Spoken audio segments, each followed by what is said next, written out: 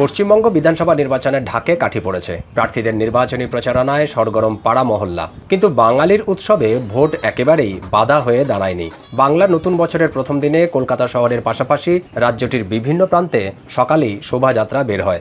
মঙ্গল শোভাযাত্রা গবেষণা ও প্রসার সমিতি সকালে দক্ষিণ কলকাতার গাঙ্গুলিবাগান থেকে যাদবপুরের সুকান্ত সেতু পর্যন্ত একটি মঙ্গল শোভাযাত্রা বের করে।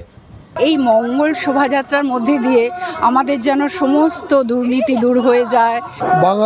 বাঙালি হয়েই থাকবে এবং হাজার বছর বাঙালি থাকবে।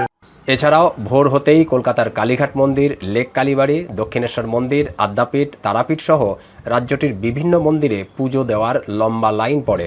শুভ নববর্ষ, তাই জন্য পুজো দিতে এলাম। খুব ভালো লাগছে, সবাই যেন খুব ভালো থাকে সেজন্য প্রত্যেক বছরই আসি, তাই এবছরই আসা।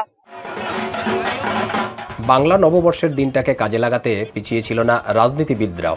গান, কবিতার পাশাপাশি সুকৌশলে নিজেদের প্রচারণা, জনসংযোগ সারছেন প্রার্থীরা। বাঙালির নতুন বছর, বাংলার নতুন বছর 1433, এটা প্রতিবাদের হাতিয়ার। এদিকে নববর্ষের শুভেচ্ছা জানিয়ে সকলের সুস্বাস্থ্য কামনা করে সুকৌশলে তৃণমূল কংগ্রেসে ভোট দেওয়ার আহ্বান জানিয়েছেন দলটির প্রধান মমতা ব্যানার্জি। বাংলা সংস্কৃতির পীঠস্থান, বাংলা সর্বধর্ম সমন্বয়ের পীঠস্থান, সংহতির পীঠস্থান। সব ধর্ম, বর্ণ, জাতি বিশেষে সব মানুষ ভালো থাকুন।